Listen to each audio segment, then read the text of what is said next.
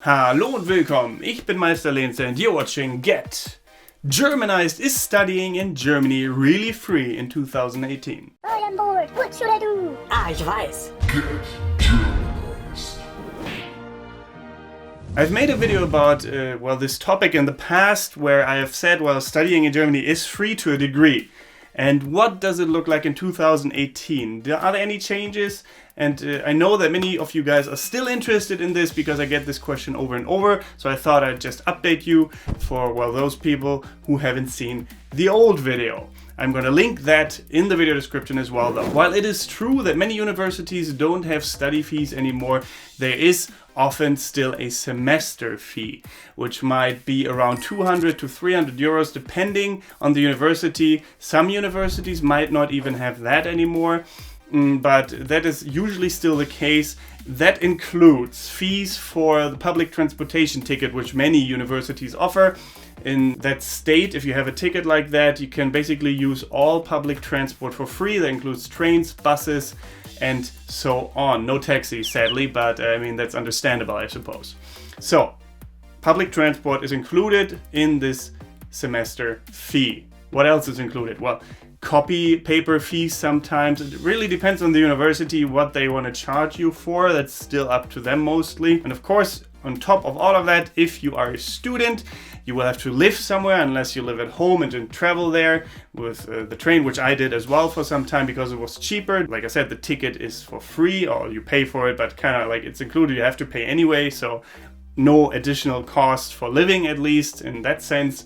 But if you don't have that possibility to live at home, which I after a while didn't want to do anymore, I just lived, right where I studied, and that of course means rent. Rent costs can be, my student apartment was relatively, I don't want to say cheap because cheap means different things to different people, but it was about around 213 euros for a really tiny room in a flat share. It was fine for what it was back then. I think even heating was included and internet was included in that as well. At the end of the year, I sometimes had to pay for electricity because there was a certain amount of electricity included, but anything that goes above that you have to pay back at the end of the year or in the beginning of the new year.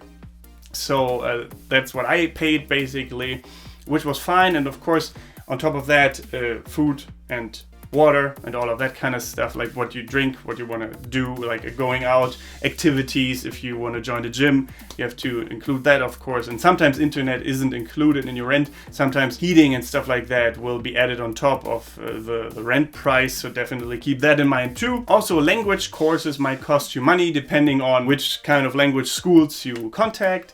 The VHS usually costs a little bit of money as well. That varies the price. I can link the VHS, the Volkshochschule homepage in the video description as well. Or if you go for a private language learning company, they might be a bit more pricey or have different prices. And if you want to use language learning apps, you will have to invest into that because most of the time it is helpful to learn the language of the country you're studying in this case German, in Germany. I always recommend people to do that. Of course, many people say, I can live here without any German. Perfectly fine. And that might be true for some, but definitely not for all, especially if you move to a smaller city. Like the smaller the city, the smaller the area, or the more rural the community, the less likely they are to offer English to you. And of course, this should be obvious, but if you want to go home, then include the ticket prices for flying there as well, right? And just anything, like common sense really, like it is free to a degree. It is cheaper, not free, it is cheaper than in other places for sure, I would say. Some countries offer free education at universities. I think Finland or something like that. Don't quote me on that, I'm not sure. But that's not the case in Germany. Especially like if you want to go to a private university or something like that, it's way more expensive. They will have hefty fees, I'm pretty sure. But people who go to those kind of schools usually can afford it. Or if you have a scholarship, lucky you, smart you. That's a different story as well, of course. But for the normal human being, studying is not free. And let's say you want to get government support money, which is the BAföG, right? If you want to get that might seem free at first because they give you free money every month, right? if you're a German citizen, I believe, and if your parents don't earn a lot of money. Like, I was lucky enough to get like 600 euros a month, and that is great, but you will have to pay back half of what the government gave you. So I think the upper limit is 10k, 10,000 euros. If you pay everything back in one go, it is about 7,000 something, which I did last year. I paid back my BAföG money, my loan, and just, you know, to let you know about that, that might be added costs for you too. But all in all, that's the most important factors. Studying in Germany, not free, cheaper, yes, but not completely free, because as anywhere in the world, you will have living costs, and of course for certain universities, semester fees. Maybe you think there are added costs that I haven't mentioned. Let me know in the comments below. Leave a like, subscribe if you haven't yet.